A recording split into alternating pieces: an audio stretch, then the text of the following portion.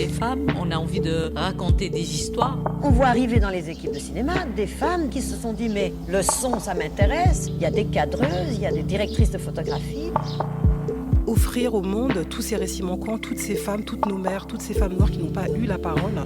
Il y a des filles à la régie, à l'administration. Et puis ensuite, elles ont été aussi souvent filmées par des hommes. Donc là, on ouvre une nouvelle page. Notre silence ne nous protégera pas. Et j'ai envie de dire ce soir que nous ne nous tairons plus. Voilà 5 ans qu'on attendait son retour. Céline Sciamma, réalisatrice phare du female gaze à la française, est revenue sous le feu des projecteurs en juin 2026. Pas avec un nouveau film, mais pour une rétrospective orchestrée par le Centre Pompidou et baptisée Action poétique. Elle n'est pas seulement consacrée à la cinéaste, mais aussi à celles qui l'ont inspirée, des pionnières du 7e art choisies avec attention par Céline Sciamma, comme Cheryl Denier et Zarita Gomez. En effet, Céline Sciamma est de celles qui croient au pouvoir de la transmission et de l'entraide entre minorités au cinéma, comme le trahissent ses multiples engagements. Une transmission et une entraide qui déconstruisent les rapports d'autorité entre adultes et enfants, artistes et muses, toujours représentés de manière pudique, avec un ton féministe clairement assumé. Et nous, on est là pour analyser tout ça. Je suis Léon Catan et aujourd'hui pour cet épisode consacré à Céline Sciamma, je suis accompagnée de Mariana Agier. Salut. Et Lisa Durand. Coucou.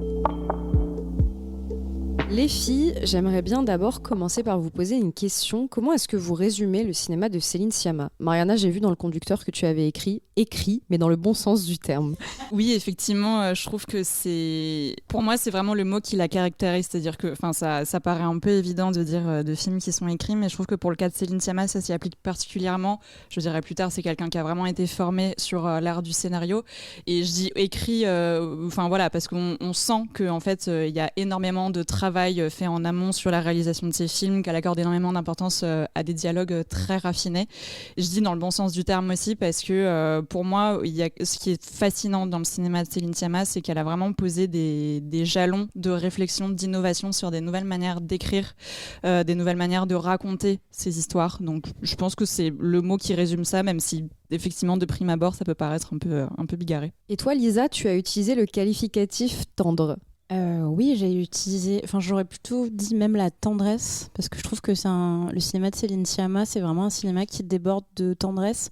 C'est un cinéma qui s'est beaucoup intéressé à l'enfance et à l'enfance qui se construit un petit peu hors du giron des adultes, mais aussi aux expériences particulièrement féminines. Et en revoyant, j'ai eu l'occasion, comme nous toutes, de revoir, je pense, sa filmographie. Je me suis dit, c'est quand même assez dingue que quelqu'un en 3 plans, et je pense à Petite Maman particulièrement, arrive à instaurer comme ça une évidence, une véracité, une tendresse. Oui, je suis toujours impressionnée comment en 3 coups de pinceau, elle arrive à caractériser des personnages, à les rendre vivants, à rendre, par exemple, je pense à Petite Maman, à rendre cette famille totalement vraie et palpable. Et cette délicatesse qui se mêle à sa tendresse, même dans les recoins les plus douloureux ou un peu plus sombres de son cinéma. Et toi, Léon ? Alors moi, je dirais cérébral. Je suis entièrement d'accord avec les constatations de Mariana par rapport à la charge très écrite du cinéma de Céline Sciamma. J'apporterais peut-être juste une petite ombre au tableau en disant que parfois, moi, je trouve quand même ça trop écrit. Ce fameux raffinement des dialogues, parfois corsette l'émotion et la contient un peu trop pour moi. Notamment, c'est pour ça que j'ai eu du mal à adhérer à Petite Maman, mais on aura l'occasion d'en reparler. Et d'ailleurs, Mariana, est-ce que tu veux bien nous expliquer qui est Céline Sciamma ? Alors Céline Sciamma, elle naît en 1978 dans la ville de Pontoise et elle suit une formation de scénario à la Fémis. Elle va réaliser à partir de son scénario de fin d'études son premier long métrage qui est Naissance des pieuvres, qui raconte l'histoire d'un éveil lesbien dans un club de natation synchronisée. C'est un film qui a été présenté au Festival de Cannes en section Un certain regard. Et 3 ans plus tard, son deuxième film, Tomboy, raconte l'histoire de Laure, un enfant de 10 ans, qui est un peu un garçon manqué entre gros guillemets, qui, suite à un déménagement, va se présenter en tant que Michael à ses nouveaux amis. Alors ce film, on le sait, il a attiré les foudres des associations catholiques et aussi de l'extrême droite. C'est un film qui a aussi obtenu au Festival de Berlin un prix au Teddy Awards, qui est un peu l'équivalent allemand de la Queer Palm. Et en 2014, c'est son troisième film, Bande de filles, qui est présenté à la quinzaine des cinéastes, toujours à Cannes. Là, on va y suivre un groupe de jeunes filles noires en banlieue parisienne. Bande de filles, c'est toujours un récit d'apprentissage, mais c'est un film qui va aussi faire l'objet d'un certain nombre de critiques, ce qui était moins le cas dans les films précédents. On va notamment reprocher à Céline Sciamma une forme d'appropriation culturelle, voire une écriture cliché et parfois violente des personnages noirs. Et ensuite vient un vrai tournant avec Portrait de la jeune fille en feu. Oui, tout à fait. Alors, entre-temps, elle a aussi confondé le collectif 50-50 avec Rebecca Zlotowski. Et c'est effectivement en 2019 qu'on a un véritable pivot dans la carrière de Céline Sciamma avec le célèbre Portrait La jeune fille en feu, un film d'époque lesbien avec Adèle Haenel et Noémie Merlan, des actrices qu'on ne présente plus. C'est un film qui ne récoltera que le prix du scénario à Cannes, ça va faire beaucoup de déçus, mais qui va vraiment marquer en fait la place de Céline Sciamma comme vraie figure de proue du cinéma féministe. Le film il circule énormément, notamment aux États-Unis. On est aussi à ce moment-là seulement 2 ans après le début de MeToo, il faut prendre ça en compte. Et Portrait la jeune fille en feu, c'est un film qui va vraiment devenir un peu l'étendard de la nouvelle théorie du female gaze qui se popularise à ce moment-là. Alors cette surexposition, elle n'est pas forcément simple pour Céline Sciamma, elle qui dit se reconnaître de moins en moins dans un cinéma d'industrie. Alors elle va quand même revenir en salle en 2021 avec Petite Maman, dont tu parlais tout à l'heure. Un film qui est assez intimiste, assez minimaliste aussi sur la maternité et le deuil. Et elle va se mettre petit à petit en retrait du cinéma, un peu à l'image de son actrice et ex-compagne Adèle Haenel. Alors depuis, Céline Sciamma a quand même réalisé 2 courts-métrages, elle a aussi scénarisé des films pour Jacques Audiard ou Noémie Merlan, mais c'est surtout du côté de l'archivage qu'elle s'est tournée récemment. Elle s'est vraiment lancée dans un projet de consigner une histoire des réalisatrices oubliées, celles qui, selon elle, ont toujours été là avant que ça devienne un élément marketing de les mettre en avant. Une mission qu'on connaît très bien chez Sorociné. Les études féministes vous le diront, l'expérience de la puberté, c'est une étape très violente d'assignation au genre. C'est le moment où on comprend ce que la société attend de nous et où on va vraiment essayer de nous rentrer dans le moule, quoi. On va recevoir des injonctions de plein fouet sur comment être un garçon, comment être une fille. Et ça, Céline Sciamma l'a très bien compris dans son cinéma et ça occupe d'ailleurs une bonne partie de ses films. On a parlé de Naissance des pieuvres, de Tomboy et aussi de Bande de filles. Et quelque chose qui est d'ailleurs assez intéressant par rapport à Tomboy et Bande de filles, c'est que Céline Sciamma, elle a annoncé les avoir retravaillés. À ce jour, donc, elle a amputé les 2 films de certaines scènes. Donc évidemment, c'est pas remonté totalement, elle en a juste retiré quelques trucs par-ci, par-là. Et sa justification par rapport à ça, donc il me semble que pour Tomboy, c'est afin de rendre le film plus tendre et moins violent. Et par rapport à Bande de filles, c'est aussi parce que, comme tu l'as dit Mariana, ce film a été considéré comme problématique. Au bout d'un moment, enfin en tout cas, c'est clairement pas là où on a le plus adoré Céline Sciamma. Allez, cassez-vous,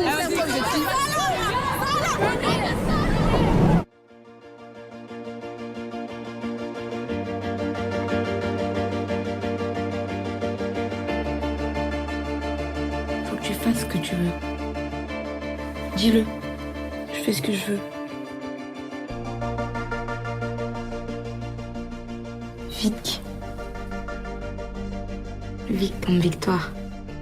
Ouais, alors, je comprends cette décision. Ça va susciter beaucoup de débats. Lisa s'est craqué les doigts pendant que Léon faisait sa petite présentation. Je pense qu'il va y avoir beaucoup de choses à dire là-dessus.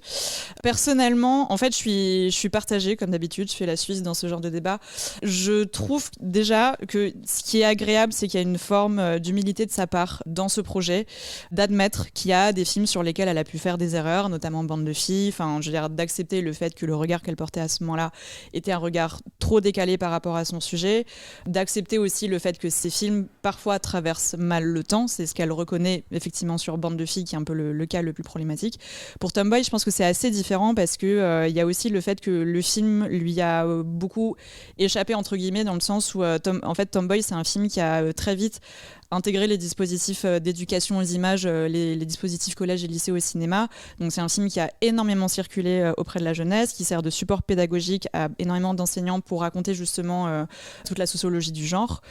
Donc je pense que cette idée d'admettre que ces films lui échappent et qu'elle a quand même une forme de responsabilité sur son public par rapport aux images qu'elle transmet, je trouve ça très intéressant. Je trouve qu'il y a une forme d'humilité là-dedans.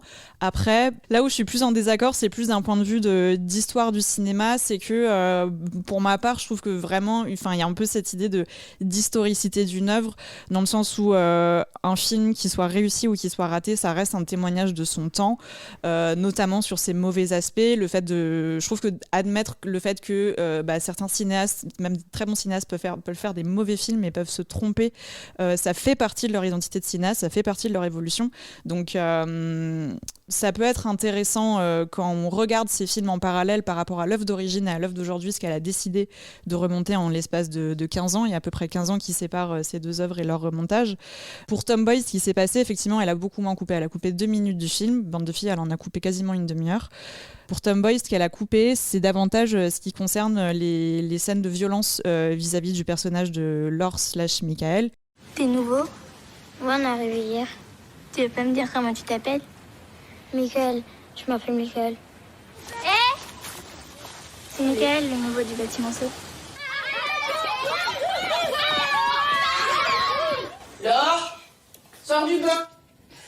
Notamment à un moment du film qui est très violent où vers la fin, quand le personnage de Michael a été un peu démasqué entre guillemets, qu'on lui force donc à baisser son pantalon pour montrer du coup ses parties intimes aux yeux de tous, et notamment la fin qui dans le film d'origine est une fin plutôt fermée. Laure devient Michael puis redevient Laure, puis se représente en tout cas comme Laure aux yeux de ses amis. Dans la version actuelle, la version recoupée, la fin est beaucoup plus ouverte. On ne sait pas comment du coup ce personnage se présente aux yeux des autres. Donc là-dessus, je trouve ça plus intéressant justement pour montrer à quel point la représentation au cinéma des identités queer et trans ont évolué en si peu de temps. Et justement, le fait que certaines images d'il y a 15 ans pouvaient ne pas paraître comme violentes ou problématiques à l'époque, et aujourd'hui, en tout cas aux yeux de Céline Sciamma et aux yeux d'une partie du public, méritent d'être visitées. Pour Bande de filles, c'est beaucoup plus compliqué parce que elle a coupé beaucoup plus. Comme je disais, elle a coupé 25 minutes et moi j'ai plus l'impression de voir un charcutage du film. Je trouve que la version actuelle du film ne tient pas, et même par rapport à ses ambitions d'origine d'en faire des personnages moins violents, je trouve que ça ne tient pas parce que du coup les scènes de violence qu'on voit dans la version remontée paraissent plus gratuites. Mais je pense que là-dessus il y a quelqu'un qui est beaucoup plus énervé que moi, c'est Lisa, donc je vais lui laisser la parole et c'est parti. Oui, que dire? Cette idée de la responsabilité de cinéaste face au public, j'ai un peu du mal avec ça. J'ai un peu du mal avec l'idée qu'on penserait des films forcément pour un public et qu'on aurait une responsabilité envers ce public. Il se trouve que ce sont 2 films qui font partie de dispositifs pédagogiques de l'éducation nationale. Certes, notre mission après, je pense que nous, en tant que journalistes et en tant qu'accompagnatrices de séances, c'est d'accompagner l'œuvre préexistante et d'en tirer les conclusions avec l'époque. Donc un film peut avoir très mal vieilli, un film peut être plus très à la page sur certains questionnements, mais la décision pour moi de remonter totalement, je prends vraiment Bande de filles parce que c'est quasiment une demi-heure, c'est assez tragique. Vraiment, ce nouveau montage, il s'appelle Girlhood, qui était le titre international déjà du film, qu'elle a gardé, et que ces 2 versions, si j'ai bien compris, vont coexister l'une avec l'autre, et Sciamma, elle préférerait que ce soit cette version-là qui soit le plus diffusée. Donc il y a sûrement un futur où cette version arrive dans les dispositifs scolaires aussi.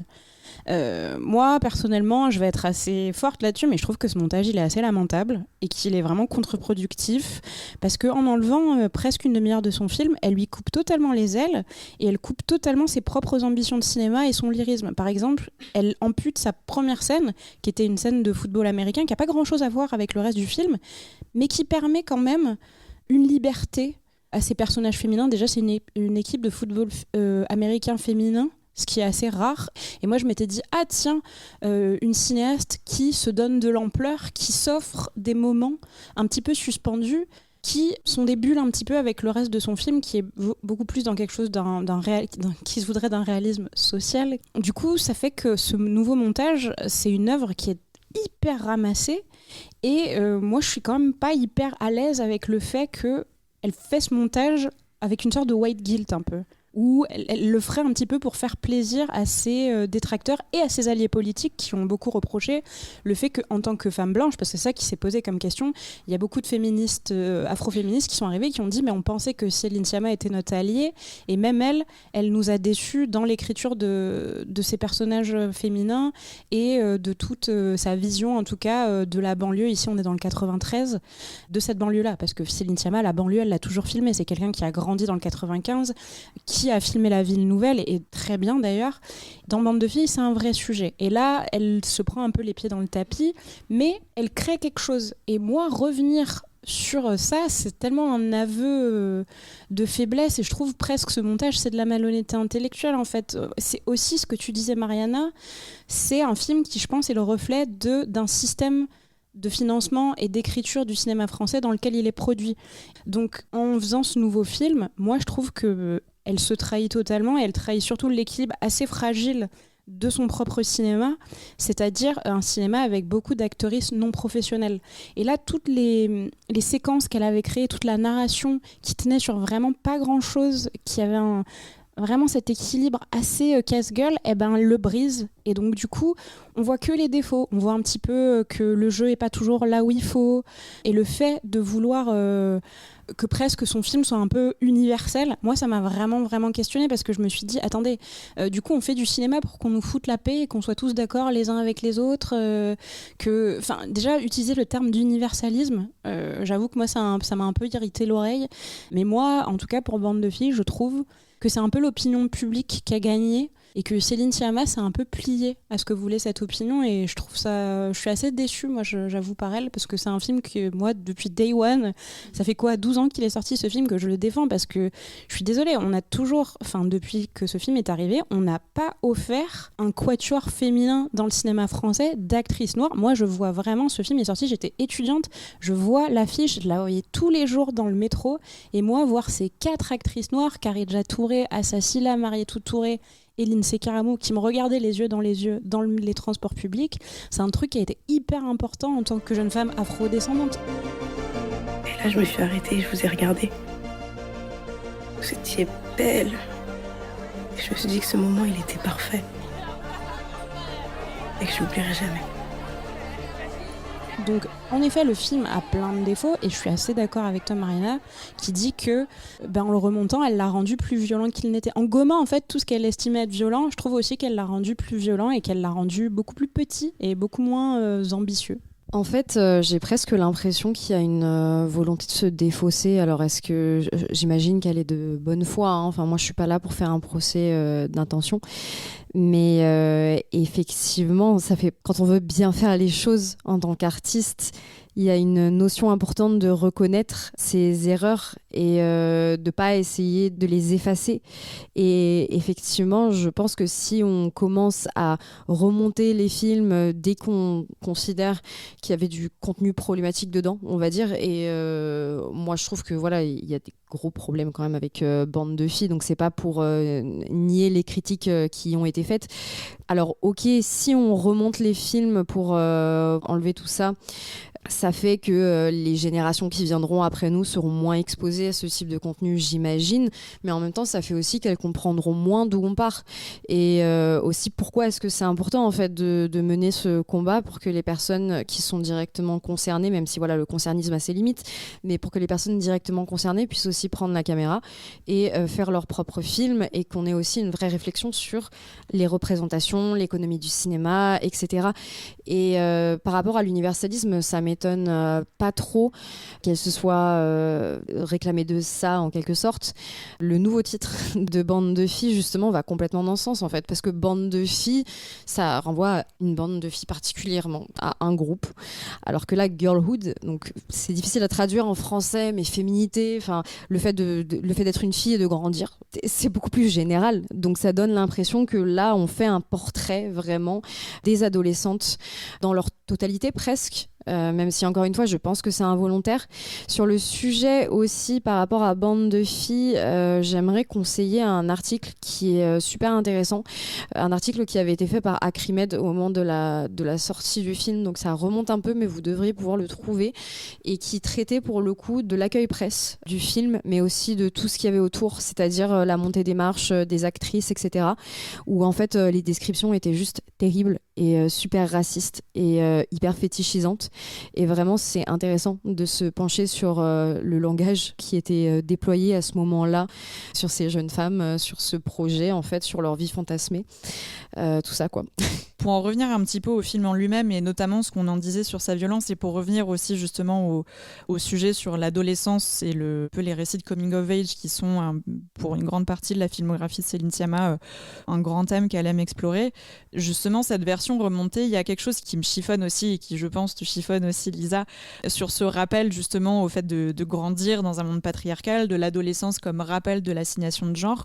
C'est justement dans ces scènes qui sont coupées et qui du coup dans cette version remontée affadissent beaucoup le propos. Je pense notamment ne serait-ce qu'à l'ouverture dans l'œuvre originale. Donc Lisa, tu le disais, il y a le film Bande de filles s'ouvre donc sur une scène de football américain, donc des filles qui jouent au football américain. Il y a ce truc très violent justement, et en fait c'est ça le truc, c'est que tout son remontage, ce qu'elle disait, c'est qu'elle voulait un peu passer d'un langage de la violence à un langage de la tendresse, ce que j'entends. Mais du coup, là, ce qui se passe, c'est que dans le film original, il y a donc cette scène de football américain, et ensuite, il y a une scène qui est assez connue, où du coup, on voit tout ce groupe de filles en train de rentrer dans leur cité, qui parlent très très fort, qui ont ce truc très bruyant de groupe et tout, et qui tout d'un coup se taisent quand elles croisent un groupe de mecs. Et tout d'un coup, on passe d'un truc hyper sororal, hyper puissant, hyper grande gueule, à on se tait le temps qu'on passe devant ce groupe de mecs, et ensuite elles recommencent à parler un peu timidement, elles se disent au revoir les unes les autres, et ensuite elles rentrent chez elles. Et dans cette version recoupée, donc elle enlève la scène de rugby, et le film s'ouvre donc sur cette scène où elles sont en train de rentrer. Ce qui du coup me semble tellement moins puissant, c'est quand même vraiment dommage, parce qu'on n'est plus sur cette opposition où justement il y a cet espace de violence féminine. Alors j'entends que c'est un langage qu'elle n'a plus envie d'utiliser, la violence, mais du coup il y a quand même ce truc où vraiment on n'est plus sur ce truc de force, de puissance par le sport, en plus par un sport très connoté masculin, qui ensuite rentre en contradiction avec ce truc-là d'assignation de genre et d'un milieu tenu par des mecs, ce qui fait que du coup le film est beaucoup plus fade. Et là où ça me pose aussi problème, et notamment sur le côté très gratuit de cette violence, c'est que pareil, elle a voulu enlever ce côté des représentations de personnages noirs caractérisés par la délinquance. Évidemment, c'est quelque chose qui pose problème, et il me semble, alors là c'est un peu moins frais dans mon souvenir, mais qu'il y a des scènes, donc le film retrace du coup l'histoire d'une adolescente qui se retrouve donc dans un groupe de filles avec qui elle fait notamment des sorties à la Défense, au Halles, dans des centres commerciaux, etc. Et il y a un moment où elles sont, je crois, sur les quais du métro à Paris, et elles interpellent un autre groupe de filles avec qui elles se provoquent, ce qui résulte du coup à une séance d'affrontement, une séance de lutte très très très violente, et pendant lequel il y a une des copines qui va se faire humilier. Et donc là pareil, en fait elle coupe la scène où elles s'alpaguent mutuellement dans le métro, où elles se provoquent, pour en arriver directement à la scène de lutte, ce qui du coup me rend très perplexe, parce que je suis là, en fait c'est trop bizarre, soit tu coupes tout, soit tu laisses tout, mais là ne laissez que ce truc là. Moi du coup si je vois le film pour la première fois, je me dis, enfin elles font ces scènes de lutte parce qu'elles aiment se battre, enfin ça me semble beaucoup plus gratuit et du coup très contre-productif sur cette idée de violence là. En fait je pense que ce truc de partir sur ce langage de la tendresse, on en parlera, c'est vraiment quelque chose qui est arrivé petit à petit dans sa filmographie et qui a vraiment abouti avec Petite Maman, cette idée de vraiment rentrer dans une écriture de la tendresse et sortir toute forme de violence de son écriture. Mais du coup, reprendre ce schéma-là d'écriture pour le réappliquer sur Bande de filles, qui était un film complètement différent, je trouve que ça marche pas et que c'était vraiment pas une bonne idée. Oui, et moi, plus grave, une des plus belles scènes, et pour l'avoir revue avec des élèves, je trouve, du film, c'est quand même ce personnage, la Vic, qui a une histoire d'amour un petit peu en secret avec l'un des amis de son frère. Donc du coup, il se cache pour toutes les raisons qu'on a un petit peu évoquées, mais surtout le regard des autres. Il y a une scène d'amour dans ce film, où c'est elle qui décide comment vont se faire les choses. C'est elle vraiment, en tant que jeune femme, qui le désire, qui le regarde, qui le déshabille presque. On voit un petit peu ses fesses. Et le fait d'avoir enlevé cette scène, parce que je pense qu'on retombe dans ce qu'on lui reprochait, peut-être une forme d'animalité du corps noir, c'est vraiment contre-productif, parce que cette scène, moi, je la voyais pas comme quelque chose de cliché. Pour une fois, c'était un petit peu une petite révolution de voir cette adolescente choisir comment elle voulait avoir une relation sexuelle et d'avoir ce jeune homme totalement offert presque à cette jeune femme-là. Et c'est un peu dommage du coup d'avoir tout mis un peu dans le même panier en disant oh là là, on va éviter des scènes de nu parce que ce serait rendre le corps un corps et forcément quelque chose de fétichiste. Et du coup, elle met tout sur la même ligne. Donc ça donne ce film qui se tient quand même vraiment pas très bien sur ses pattes et c'est vraiment trop dommage parce que moi je préfère m'engueuler avec plein de gens sur sa dernière partie avec du deal de drogue que je trouve sorti d'un 60 minutes inside que voir cette version qui fait quand même assez peine à voir. Mais voilà, pour moi je trouve que c'est vraiment ce remontage, pour moi c'est la pression, c'est l'opinion publique qui a gagné et si tous les cinéastes commencent à vouloir se plier à ce que veut l'opinion publique et leurs alliés politiques, en fait, il faut qu'on arrête de faire du cinéma. Enfin, là, je sais très bien, il y a des nuances à apporter à ça, et évidemment que tout est politique, de la fabrication à la diffusion d'un film, mais je pense qu'il y a des espaces de réflexion, il va falloir vraiment se poser des questions, parce que on a commencé, après MeToo, à parler de cancel culture et à ouvrir des débats là-dessus, mais on a tendance quand même à faire les petits censeurs assez vite, et moi, ça a tendance à m'énerver. Je précise juste aussi que là, on parle vraiment aussi du cas où c'est la réalisatrice qui, à sa propre initiative, décide de remonter son film. Je dis ça parce qu'elle a aussi, en présentant, rapproché son cas de celui de Natasha Kinski, qui très récemment avait demandé à Wim Wenders de couper une scène qu'elle avait tournée adolescente, qui était une scène de nu, il me semble, ce qui avait créé quand même un imbroglio judiciaire assez lourd pour elle. Enfin, juste pour préciser que ces deux cas ne sont pas les mêmes. Et je pense qu'en l'occurrence, la question se serait posée différemment si c'était par exemple les actrices qui avaient dit d'elles-mêmes à Céline Sciamma, par exemple, qu'elles ne sont pas satisfaites du film, de la manière dont elles sont représentées, etc. Enfin, la question se pose très différemment sur ce contexte-là.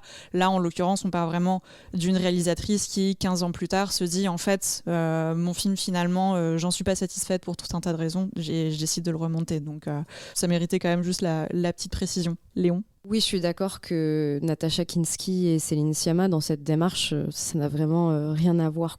Et effectivement, je pense que Sciamma, sur Bande de filles, on lui a beaucoup reproché de ne pas maîtriser son sujet, quoi. Et autant c'est quelque chose qui s'entend totalement sur Bande de filles, autant je trouve qu'on sent que c'est très différent dans Naissance des pieuvres, qui est donc son premier long métrage au titre un peu énigmatique et qui est sorti en 2007 et en fait qui suit la trajectoire de 3 adolescentes différentes qui s'appellent Marie, Anne et Floriane.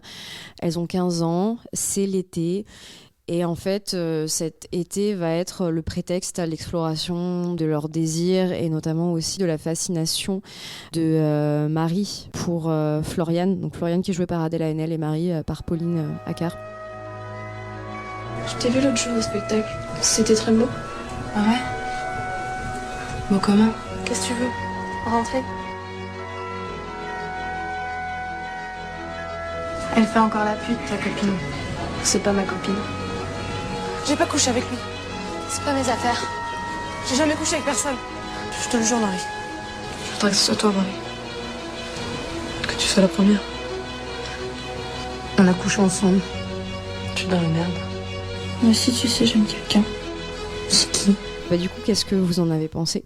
Est-ce qu'il a bien vieilli, celui-ci? Franchement, oui. Moi, je trouve que c'est un film qui reste magnifique. Je l'ai revu là très récemment et je continue à le trouver vraiment génial. Moi, j'adore ce titre. Je trouve magnifique Naissance des pieuvres et notamment, donc on l'a dit, ça se passe dans un groupe de natation synchronisé et en fait, le titre prend tout son sens juste pour un plan, un moment où donc Marie, le personnage principal, regarde sous l'eau pendant que le groupe est en train de faire son numéro de natation synchronisé et du coup, il y a cette idée en surface, il y a donc ces filles qui sont en plus, elle prend vraiment un sport qui est très codifié, la natation synchronisée, parce que voilà, c'est un sport très codifié féminin. En plus, c'est un peu comme la danse classique ou le patinage artistique. Les filles sont dans des hauts très moulants, très pailletés. Elles sont très maquillées, très coiffées, etc. Donc il y a vraiment cette surface. Il y a vraiment tout ce qui se passe au-dessus de la surface pendant ces scènes de natation qui est très chorégraphiée, très maîtrisée, etc. Et à un moment, donc, elle plonge sous l'eau et on voit en fait du coup juste les jambes de ces filles qui sont en train de nager pour se tenir en équilibre et qui du coup en fait font vraiment comme une espèce d'orchestre de tentacules. Je trouve ça magnifique. Vraiment, j'adore ce plan. Et oui, moi je trouve que c'est un film qui, pour le coup, a extrêmement bien vieilli, ou en tout cas juste qui est toujours aussi bien à regarder, je trouve, aujourd'hui. Je trouve qu'il y a vraiment un mélange d'humour et de tendresse qui est très efficace, et en même temps quelque chose qui est crève-cœur. C'est quand même un film qui est extrêmement triste. C'est fascinant en plus à regarder aujourd'hui, parce que c'était du coup le premier grand rôle d'Ada Lenel quand elle était du coup revenue au cinéma après tout ce qui s'était passé quand elle avait travaillé avec Christophe Ruggia. Elle revient donc à ce moment-là pour son retour en tant qu'actrice dans ce film, et elle joue en fait un personnage qui est vraiment une espèce de fascination pour tout le monde, aussi pour le personnage principal, mais aussi elle correspond vraiment aussi à la figure très mystérieuse, très fascinante pour tout le monde, mais aussi qui est du coup très violentée parce qu'elle subit du slut-shaming tout le temps. Elle se fait très clairement harceler par tous les moniteurs et par tous les mecs avec qui elle bosse dans son club de natation.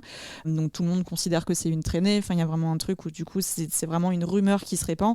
On comprend qu'elle en joue et qu'en même temps elle en subit énormément. Et moi, il y avait une phrase qui m'avait déjà terrassée la première fois que j'avais vu le film, et que là je trouve toujours aussi forte. C'est un moment où elles parlent toutes les deux, elles deviennent assez copines au fur et à mesure du film, et il y a un moment où du coup le personnage d'Adelena, le Florian, demande à Marie, j'ai plus le terme exactement, mais elle dit toi les mecs t'ont forcément déjà un peu dragué, t'as déjà eu des trucs. Elle me dit non, moi les mecs ça s'intéressent pas à moi, et Florian lui dit juste mais en fait t'as tellement de chance Marie, t'as vraiment tellement de chance, et ça me fend le cœur. Je trouve que c'est un film qui reste magistral, qui en plus a un truc très mystérieux, très sensuel, mais sans non plus rentrer dans le malaise, parce qu'on parle quand même vraiment d'adolescentes à cette époque-là.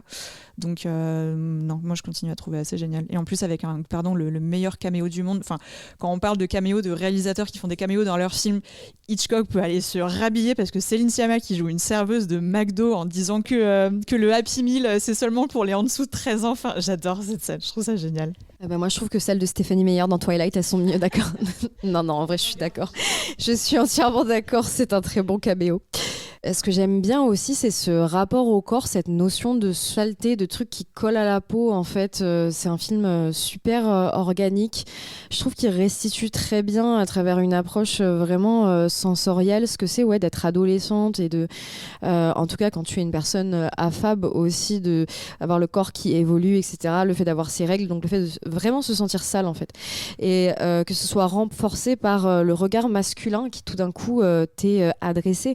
C'est une expérience assez, donc pour le coup on n'aime pas trop ce terme, mais assez universelle de tout d'un coup prendre, et traumatisante, mais justement ce traumatisme de tout d'un coup les hommes portent un regard sur toi alors que t'es encore une enfant. Enfin, je veux dire, le nombre de personnes qui en parlent autant aujourd'hui, parce qu'on a toutes été marquées par ça, absolument toutes.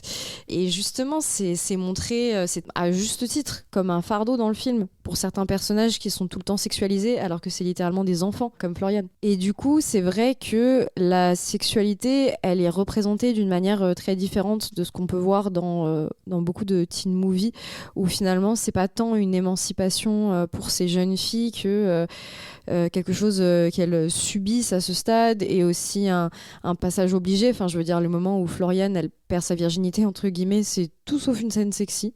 Et en même temps, c'est une expérience queer super parlante. Dans Tomboy, il y a quelque chose qu'on n'a pas forcément abordé, mais c'est justement le fait que Laure, donc, elle déroge aux normes de genre, et ça, c'est quelque chose qui se retrouve beaucoup dans le vécu lesbien, ou le vécu en fait des femmes qui aiment les femmes, ou des femmes qui sont trans. Le fait de pas se sentir en adéquation, de pas vouloir être un petit garçon ou une petite fille. Et là, dans ce film, ça dit aussi autre chose. Dans Naissance des pieuvres, ça dit aussi autre chose de l'expérience queer, avec notamment ce cliché, mais ô combien vrai, de la petite meuf un peu bizarre qui commence à faire une fixette sur sa pote hétéro d'une manière super amicale, bien sûr. Il n'y a que ça dans l'histoire. Mais voilà, encore une fois, je pense que c'est une expérience qui parlera et qui a parlé à beaucoup de femmes qui sont bisexuelles, lesbiennes, en tout cas attirées par d'autres femmes, quoi. Lisa ? Oui. Moi, je trouve que c'est un film qui a très bien vieilli et qui dit, comme vous l'avez dit, beaucoup de choses très vraies sur l'état d'adolescence, sur comment on ressent intensément tout ce qui nous arrive. Il y a quelque chose, en tout cas, chez Sciamma, où elle filme, c'est quand même quelqu'un qui filme beaucoup, et par économie, je pense, dans son cinéma, qui filme beaucoup en intérieur. Il y a une intelligence, je trouve, on a parlé de l'écriture de son cinéma, mais il y a même une intelligence dans la façon dont elle met en scène les espaces qu'elle filme, et c'est énormément, comme elle filme beaucoup la banlieue, c'est énormément de pavillons, d'intérieur de chambres. Elle aime beaucoup le papier peint, comme Jacques Demy, avec moins de budget dans beaucoup de ses films. Je pense à Tomboy et à Petite Maman. Moi, ce que je trouve assez remarquable, vous avez déjà mentionné Adèle Haenel, mais c'est la façon dont elle fait naître cette comédienne, qui n'est pas vraiment non professionnelle, parce qu'elle a déjà commencé une carrière d'enfant actrice, mais c'est la façon dont elle l'accompagne, je trouve, sur leur carrière respective, et on le verra en parlant de Portrait de la jeune fille en feu. Mais c'est le regard qu'elle pose sur tous ces comédiens et comédiennes non professionnels ou professionnels, et la façon dont elle les accompagne, je trouve ça assez remarquable, et c'est vrai qu'on la filie pas trop à quelqu'un comme Maurice Pialat, mais moi je trouve qu'elle a vraiment ce regard comme l'a pu l'avoir Pialat, notamment sur quelqu'un comme Sandrine Bonner, que lui a révélé dans À nos amours, et la façon dont il a accompagné aussi une partie de sa carrière. Et je trouve que Céline Sciamma a un côté un peu cinéphile de Pialat. Je ne sais pas si elle se revendiquerait de lui, mais je trouve qu'on n'en parle pas assez, parce qu'elle a un cinéma beaucoup moins, en tout cas, expressif ou violent, en tout cas dans la parole, mais je trouve qu'il y a des endroits un petit peu similaires, et c'est un compliment, parce que moi j'aime beaucoup Pialat personnellement. Je suis assez admirative d'à peu près tout dans ce film, et la façon dont tu le disais, Léon, dont elle cristallise ce que c'est en fait devenir une femme, entre 36 guillemets, aux yeux des hommes et du patriarcat, et qu'en effet on se fait jamais autant harceler, alpaguer et siffler dans la rue qu'entre 10 et 17 ans, je pense, ce qui est quand même assez parlant du monde dans lequel on vit. Lisa, quand tu parlais d'Adèle Haenel, tu as utilisé deux termes que je trouve hyper intéressants, à la fois le fait de faire naître une actrice et le fait de l'accompagner. Et je trouve que justement, des années plus tard, Céline Sciamma, elle a acquis un recul aussi sur ce que c'est de faire naître un acteur ou une actrice. Et elle va se lancer dans une entreprise de déconstruction de ça, dans Portrait de la jeune fille en feu. Pourquoi refuse-t-elle d'être peinte ? Parce qu'elle refuse ce mariage. Vous allez devoir la peindre sans qu'elle le sache. Elle pense que vous êtes une compagne de promenade pour quelques jours. Elle pense que je suis là pour la surveiller. Et vous la regardez. Vous vous sentez capable de faire le tableau de cette manière ? Je pense que c'est un film qui, comme tu l'as dit, Mariana, a bien marché, parce que déjà c'est une très belle histoire d'amour lesbienne, c'est un film féministe dans ce qu'il raconte, etc. Mais il parle aussi beaucoup de la notion de muse dans l'histoire de l'art, qui est encore une fois un sujet assez chaud au niveau de l'actualité, d'autant plus que je me rappelle que quand il est sorti, il y a eu plusieurs petites sorties féministes en périphérie qui étaient très intéressantes à coupler à ce film. Enfin, je pense à, par exemple, le spectacle Nanette d'Anna Gatsby, qui a un long moment sur justement la notion de muse et de l'artiste, mais aussi l'épisode sur Picasso du podcast Vénus s'épiait-elle la chatte. Plein de choses en fait en périphérie, donc c'était vraiment un sujet à ce moment-là, et c'est peut-être moins le sujet aujourd'hui, et c'est dommage. C'est au cœur de Portrait, et c'est aussi au cœur du female gaze, parce qu'en fait, si cette œuvre, elle a aussi été qualifiée de female gaze, donc c'est pas juste parce que c'est le regard d'une femme sur des femmes qui s'aiment. En fait, c'est aussi parce que la notion de female gaze qui a été théorisée par Iris Bray, l'idée, c'est pas de dire que les femmes qui filment des femmes sont automatiquement féministes. Enfin, on regarde Revenge de Coralie Farja, on sait que ça, c'est pas vrai, concrètement. Balle perdue pour Coralie, désolée. Mais en fait, voilà, c'est plus à rapprocher comme un cinéma de l'égalité, en fait. C'est plus une manière de filmer les femmes qui va se faire sans les découper avec la caméra, sans les objectifier. Et c'est vraiment ce qu'on retrouve dans ce film, surtout quand on pense à toute l'histoire des représentations lesbiennes dans le cinéma qui pouvaient être tellement fétichisante quand on parlait de cinéma qui était fait par des hommes, ou en tout cas dans des grands films faits par des majors. Enfin, on revient de très loin.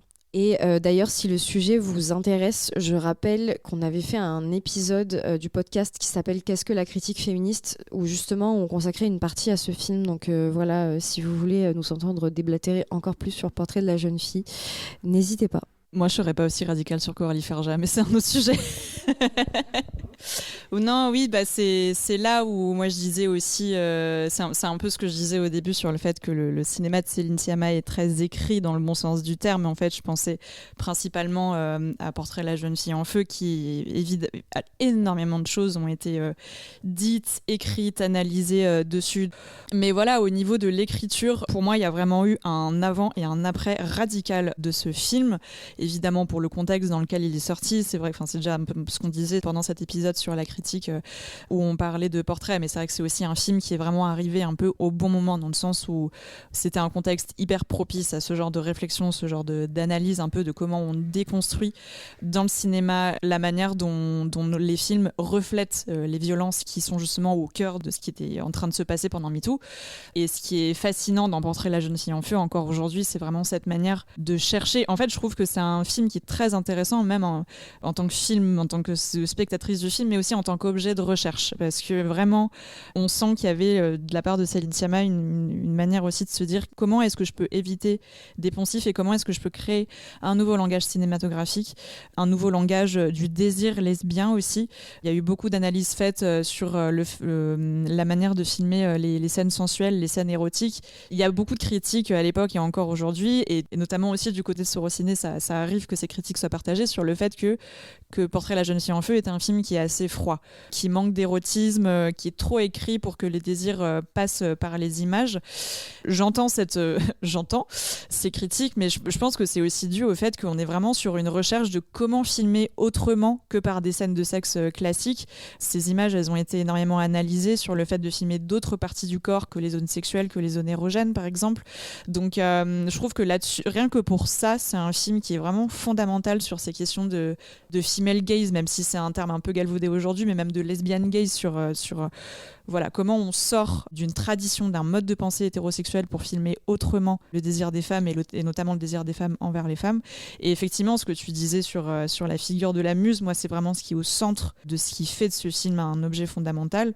C'est justement cette idée de déconstruire justement la muse comme objet statique et la muse comme objet statique d'inspiration pour les artistes. C'est vraiment une idée qui existe depuis la nuit des temps, et là justement elle le contrebalance en disant en fait la muse n'est pas forcément celle qu'on croit, et la muse, pendant qu'elle est en train d'être peindre, parce que c'est littéralement ce qui se passe dans Portrait de la jeune fille en feu, pendant qu'elle est en train d'être peindre, elle aussi elle observe l'artiste en train de créer et d'une certaine manière en train de créer quelque chose, et elle regarde aussi le spectateur en train de voir le film. Enfin, il y a quelque chose de très métatextuel aussi, d'où le côté peut-être un peu intello, un peu cérébral, mais en tout cas ça reste encore aujourd'hui, on sera dans pas si longtemps que ça, à 10 ans de la sortie du film. Le film a vraiment posé des jalons extrêmement importants sur aujourd'hui comment on peut raconter autrement des désirs, des vécus féminins, comment c'est possible de faire un film où il n'y a pas un seul homme, à part au début quand il vient l'amener sur son île bretonne, après il repart, c'est tout. Sur raconter des solitudes féminines, enfin vraiment il y a tellement de choses novatrices dans ce film. Pour moi ça reste un objet fondamental. Moi je reviens peut-être sur comme tu le disais Léon, je parlais d'Adèle Haenel, c'est pour l'instant le dernier film qu'elles font ensemble avant que Adèle Haenel se retire en tout cas du cinéma et envisage sa carrière de comédienne d'une autre façon, plutôt par le théâtre et beaucoup plus portée sur le militantisme. Moi j'apprécie beaucoup, et je l'ai revu parce que je ne l'avais pas revu depuis la sortie salle, la façon dont elle a imposé Adèle Haenel comme un idéal féminin, en tout cas de jeune première, ce personnage-là, alors que Adèle Haenel, évidemment, elle est quand même belle dans des conventions de cinéma, moi je dirais. Enfin, moi j'ai eu quelques retours masculins sur Portrait de la jeune fille en feu. C'est un film souvent le public masculin. Je fais une grosse généralité, mais passe un petit peu à côté. Et dans l'incompréhension de ce choix, en tout cas, de pas comprendre pourquoi on choisit Haenel à la place de Merlan parce que comme ce que tu l'as brillamment expliqué sur l'idée de la muse, Enel, c'est vraiment la muse de Siama, et le fait de lui offrir ce rôle-là, en tout cas, de cette jeune femme qui est sortie d'un couvent pour se marier à la place d'une sœur décédée de façon assez mystérieuse, et surtout plutôt d'une famille bourgeoise désargentée, je dirais, plutôt. Comme ça, en voyant les deux, on se dit c'est forcément Merlan qui a vraiment, elle, un physique, je trouve, plus évident de jeune première, et aussi dans sa façon, dans son jeu, dans ses expressions, alors que Enel, elle a quelque chose de beaucoup plus hautain, beaucoup plus froid, beaucoup plus dur, et beaucoup plus, je trouve qu'on l'a pas mal marqué dans sa carrière, assez masculin dans la façon dont elle meut son corps, dans la façon dont elle bouge son visage. C'était un petit peu un vent de fraîcheur de la voir, elle en tout cas, dans ce rôle-là, de l'être qu'on regarde, de l'être qui va être vendu en mariage quand même, et de l'être qu'on désire et qui hante en tout cas nos pensées, qui hante une vie, parce que ce tableau-là, cette image, elles vont se la passer toutes les deux sur quasiment toute leur vie, où elles vont se croiser pendant ces 10 jours que dure le film, je dirais à peu près, et ensuite une fois où elle se voit par tableau, elle la voit par un tableau, et ensuite elle la voit dans cette fameuse scène d'opéra qui est la scène finale, que moi j'aime pas beaucoup, même en revoyant le film, que je trouve un petit peu longuette, mais j'entends le lyrisme. Écoute, si tu veux repasser dessus, Mariana. Moi, il y a quelque chose que j'aime bien aussi dans le film, c'est au-delà de cette relation amoureuse, c'est la relation de trio qu'elles ont avec le personnage de la servante, qui est joué par Louana Bajrami, et qui est un peu plutôt la deuxième partie du film, où elle fonctionne vraiment comme un trio. Alors moi, je l'ai pas revu, ce trio-là, notamment le personnage de Bajrami tombe enceinte et elle veut pas garder cet enfant. Et vraiment, elles font tout, en tout cas tout le monde respecte sa décision et tout le monde sait qu'elle veut avorter. Et on va jusqu'à chez une faiseuse d'ange. Donc il y a quand même quelque chose aussi, ça, de la collectivité aussi, de ce que c'est les étapes et les embûches, de ce que c'est les expériences féminines. Et ça, je trouve que Siama est assez excellente là-dessus. Tellement de choses ont été dites sur ce film-là, et sa filiation avec un film comme La leçon de piano de Jane Campion, notamment dans sa scène d'ouverture. C'est un aboutissement assez merveilleux, et c'est un film qui a beaucoup d'ampleur. C'est quand même un film en costume, c'est un film où la lumière chez Siama est très belle, il y a un vrai travail à tous les niveaux, mais là particulièrement dans le film d'époque et un film qui parle de peinture, il y a un soin particulier qui est apporté à l'image et à l'ampleur du récit, qu'il y avait pas forcément dans ces autres films, parce que je pense que c'est une question d'économie de cinéma aussi, mais on reste essentiellement dans une maison. On est quand même, Céline Sciamma quitte pas ses propres terres, elle a cette capacité à filmer les intérieurs, à créer vraiment des plans vraiment très travaillés, et ça dans tous les endroits de son cinéma, et même dans un film beaucoup plus petit qui est Petite Maman. Oui, et je trouve aussi qu'à la différence de tous ces autres films, Portrait, la jeune fille en feu, ce qui est particulier aussi, c'est que c'est un film qui est beaucoup plus lyrique et plus magnificent, presque un peu grandiloquent, mais je dis pas ça encore une fois dans le bon sens je dis ça dans le bon sens du terme, mais il y a ce côté très lyrique. Enfin moi, je pense que c'est ça un peu qui dénote avec le reste de ces films qui ont un caractère, tu l'as dit, beaucoup plus intimiste. On parle d'intrigue, de géographie, de décor, de photos. Enfin la photo de Portrait, la jeune fille en feu, ça a contribué aussi à la popularité, même si elle était déjà très installée, de sa directrice de photo, Claire Maton. On a quelque chose qui est extrêmement, extrêmement travaillé visuellement, c'est magnifique, chaque plan est un tableau. De toute façon, j'aime ce film, vous l'aurez compris, mais c'est vrai que je pense que là, effectivement, on atteint aussi un peu une apogée, je pense, en termes de style, en termes de langage, et c'est vrai que c'est là où aussi, je pense, Petite Maman, c'est le dernier film que j'ai revu pour préparer cet épisode, et je me dis, en fait, à ce moment-là, du coup, Céline Sciamma, elle avait acquis une fanbase extrêmement conséquente avec ce film-là, et je me dis, la voir revenir ensuite 2 ans plus tard avec Petite Maman, qui est un film qui est quand même radicalement différent, même si on est encore avec la même directrice de photo, Claire Maton, mais avec quelque chose de beaucoup plus intimiste, on va y revenir, et beaucoup plus minimaliste.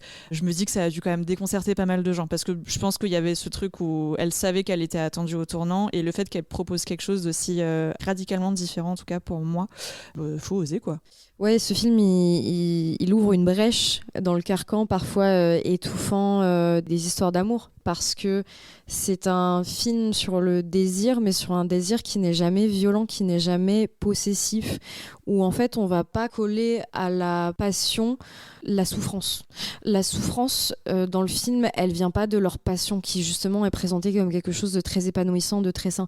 Elle vient du monde extérieur et des contraintes qui sont dues aux inégalités de l'époque. Il y a une grande solidarité qui émane de ce film, que ce soit avec Sophie, justement la servante qui est présente avec elle, mais aussi entre elles.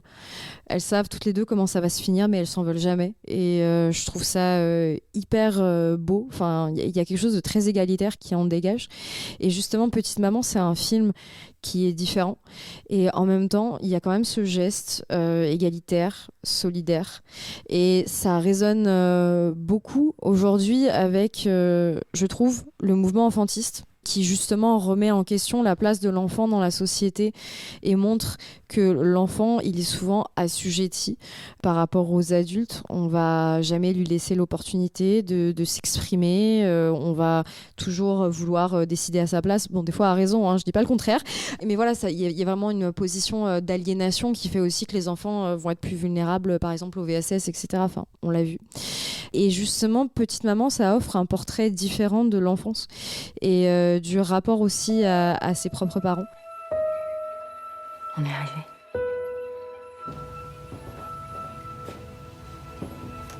C'est quoi? C'est mes trucs d'enfant. Elle avait tout gardé. Ça te fait de la peine d'être ici? Elle est triste. Elle a préféré partir ce matin. On a décidé que ce serait mieux comme ça.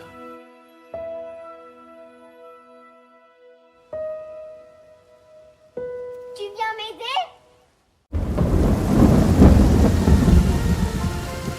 Je me suis fait une copine, je crois. Mariana, toi, je sais que tu l'avais adoré. Est-ce que tu peux nous expliquer pourquoi ? Ouais, je trouve très beau. Alors, c'est vrai que pour rejoindre, cela dit, pour rejoindre ce que tu disais, Léon, du coup, je l'ai revu récemment. Et c'est vrai qu'à revisionnage, il m'a un peu moins touchée, je pense, que la première fois où j'avais... Je pense qu'il y a quelque chose en Petite Maman où il y a un travail d'engagement de la part du spectateur ou la spectatrice de se projeter vraiment sur le pitch du film qui en soi est merveilleux. Enfin, vraiment, imaginer ce que serait le monde si, à notre âge, on rencontrerait notre propre mère au même âge qu'on a actuellement. C'est petit parallèle très rapide, mais en le revoyant, j'ai aussi beaucoup pensé à Aftersun de Charlotte Wells, Paul Mescal, gros bisous, on l'adore. Ces deux films ont un peu cette même finalité de dire on ne saura jamais vraiment qui sont nos parents en fait, par quels états ils sont passés quand nous on était enfants et que du coup on n'était pas en capacité de comprendre ce par quoi ils étaient en train de passer psychologiquement. Petite Maman, c'est ce que ça raconte. Ça commence avec du coup une mère jouée par Nina Meurice qui est en deuil de sa propre mère. Et c'est donc sa fille qui a 8 ans qui observe cette mère en deuil. Et un jour, pendant qu'ils sont en train de vider la maison de la grand-mère, la mère, donc Nina Meurice, s'absente pendant quelques jours. Et il y a une petite irruption du fantastique où la petite fille, donc Nelly, rencontre une autre petite fille qui lui ressemble énormément, qui est Marion, donc sa mère, à son âge. C'est un peu compliqué à expliquer alors que c'est relativement simple. Mais donc du coup, mère et fille ont le même âge, donc 8 ans, et redécouvrent une complicité, se disent des choses. L'une dit à l'autre, en fait, je suis ta fille. Du coup, l'autre lui pose des questions. Est-ce que je t'ai désiré? Je t'ai eu à quel âge, etc. Et du coup, je pense qu'il y a, sur le papier en tout cas, je reviens encore une fois à cette idée d'écriture, mais en tout cas, sur l'écriture, je trouve ça sublime. Et regarder le film en se projetant là-dedans et en se disant, qu'est-ce que ça serait si moi je rencontrais ma mère à l'âge que j'ai actuellement ou même plus petite. Je pense que c'est ça qui avait fait la force du film la première fois que je l'avais vu et qui m'avait autant bouleversée. Là, en le revoyant, effectivement, je trouve qu'il y a un truc où le minimalisme du film, effectivement, l'emporte un petit peu sur l'émotion. J'ai été peut-être un peu plus ennuyée, un peu plus mise de côté par les enfants qui récitent des dialogues d'adultes qui ne sont pas en train de jouer, tout simplement. Après, encore une fois, je trouve que ça rassemble, ça ramasse vraiment beaucoup des thématiques actuelles qui traversent Céline Sciamma. Ce que tu disais, Léon, ça me faisait penser, il y a une phrase qu'elle dit beaucoup et qu'elle redit beaucoup, notamment actuellement, et que je trouve très belle, c'est elle dit beaucoup être cinéphile pour nous, donc je pense en tant que femme queer, c'est aimer des films qui ne nous aiment pas en retour. Je trouve ça très beau parce que ça dit beaucoup même de ce que c'est l'expérience générale de regarder en tant que femme des films faits pour le regard masculin et de ne pas se reconnaître dedans.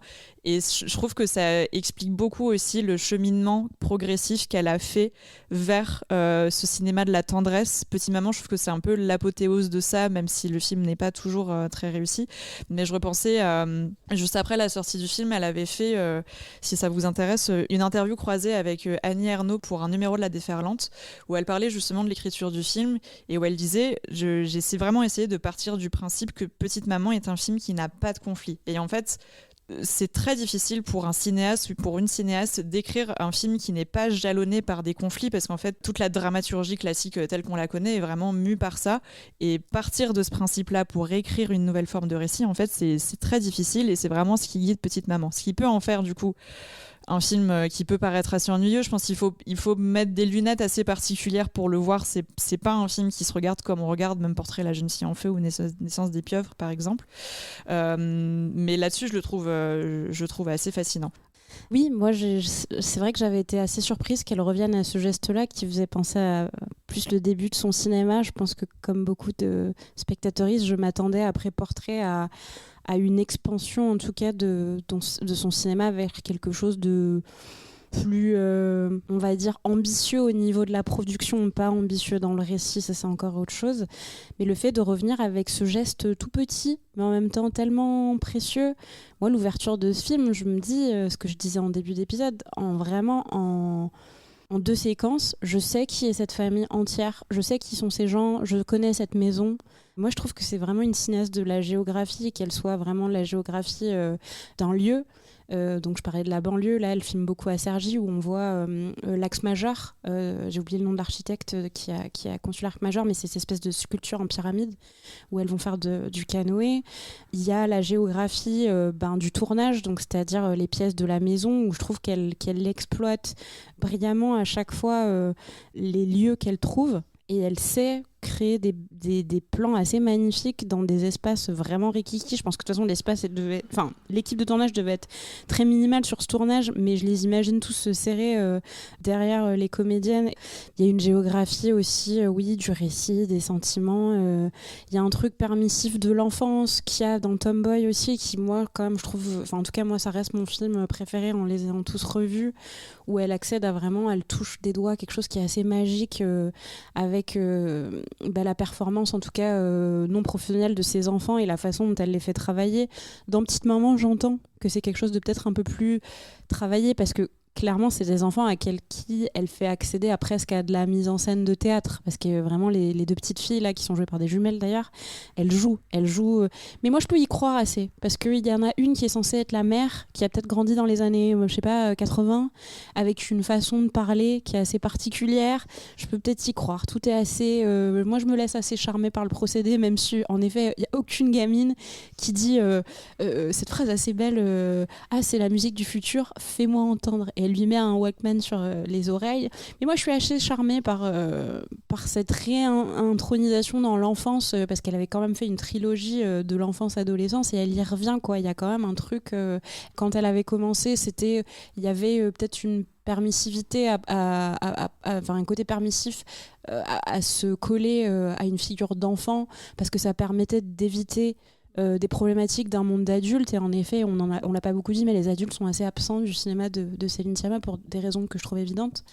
Et ensuite, elle était, il me semble, revenue un petit peu sur ce statement je sais plus exactement ce qu'elle avait dit, mais qu'elle y avait trouvé autre chose, en tout cas, que c'était plus tant... Mais parce qu'elle a vieilli, elle aussi, hein, forcément.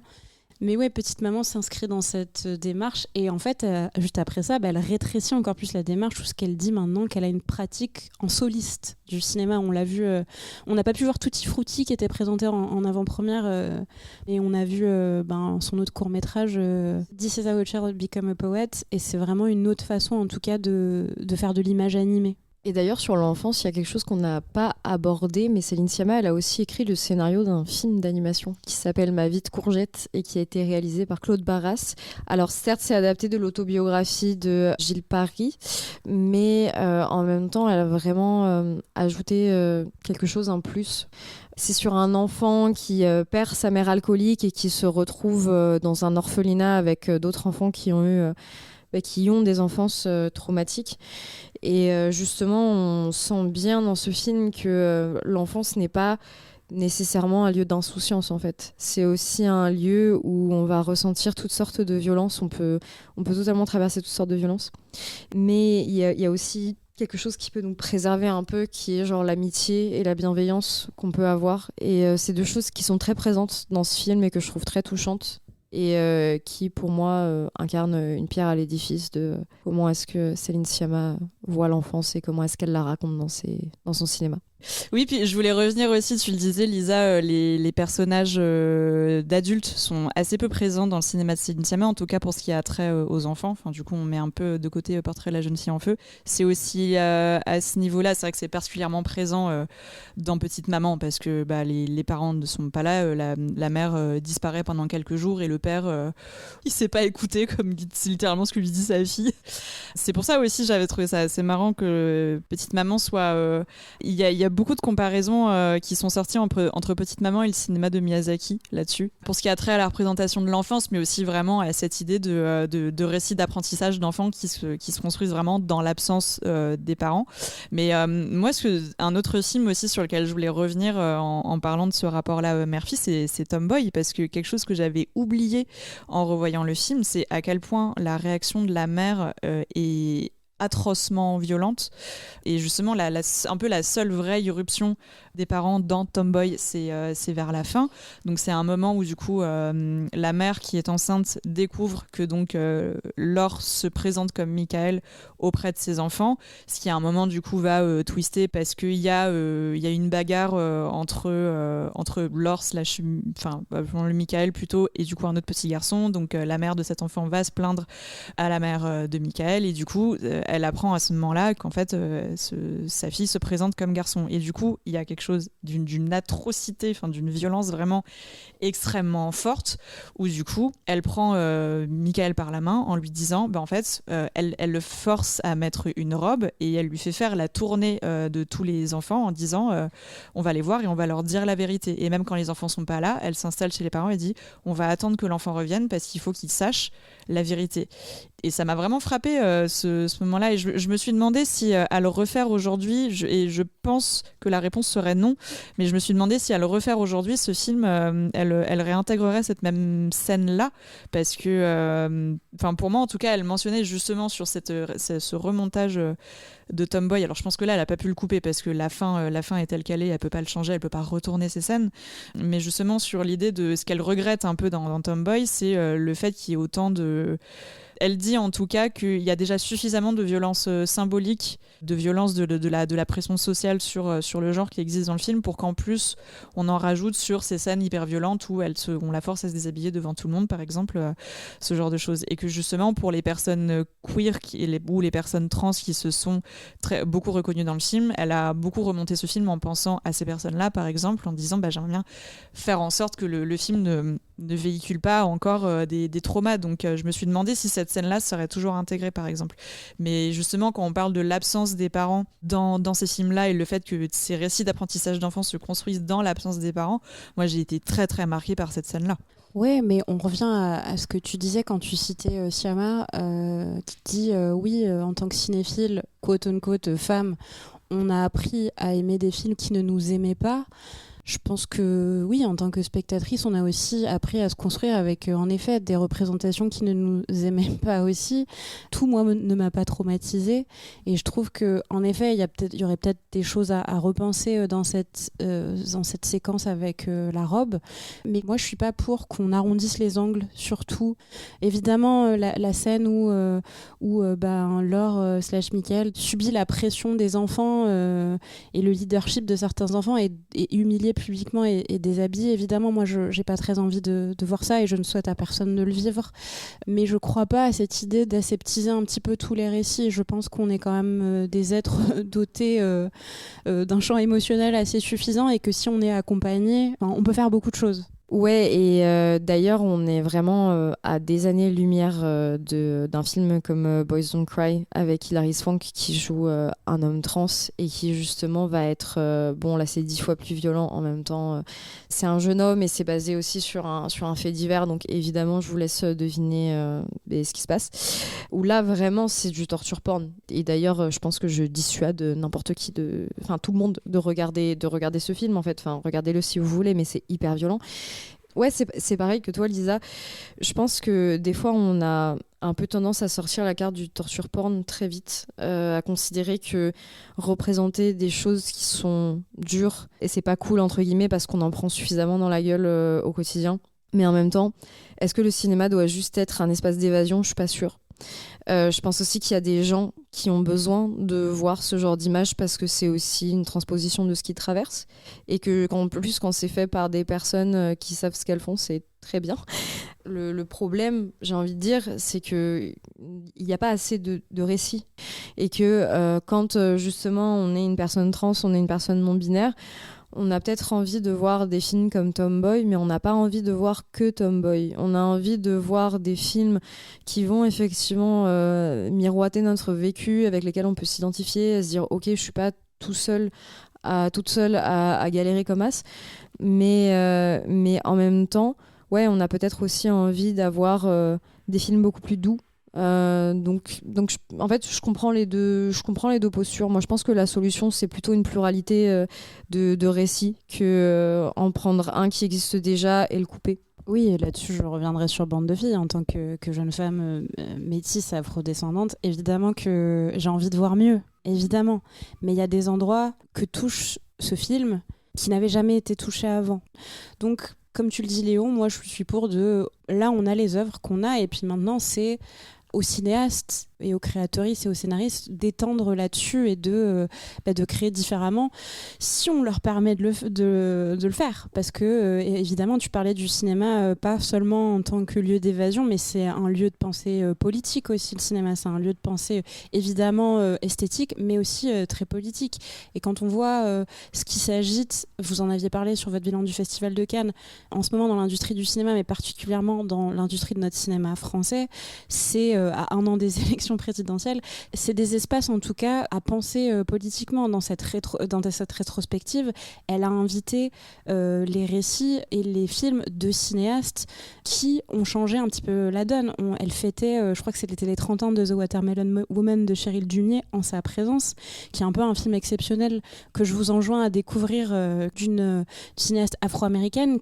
Il y a le cinéma de Vivian Ostrowski, j'en oublie forcément, mais en tout cas cette rétrospective elle est aussi pensée, comme on le disait au début, dans une idée de matrimoine, dans une idée de sauver quelque chose qu'on a trop mis longtemps à l'ombre et qu'on n'a pas considéré, et forcément ça c'est une démarche politique. Oui, d'ailleurs par rapport à Vivian Ostrowski, je précise qu'une rétrospective lui est dédiée, donc elle va commencer juste après celle de Céline Sciamma.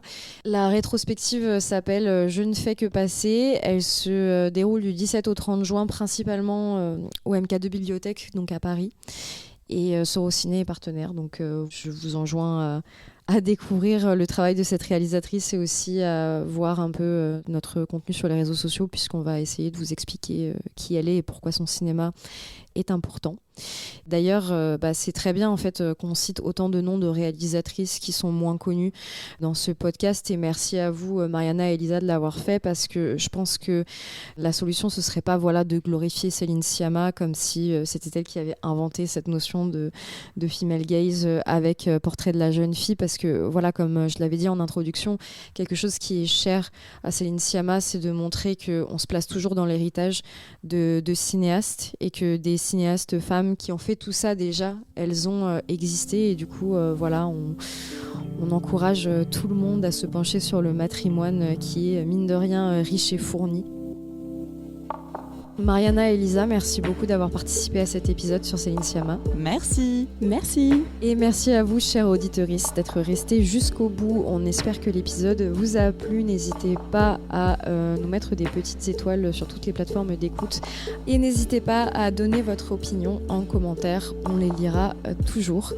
Le prochain épisode du podcast sera un peu moins cérébral.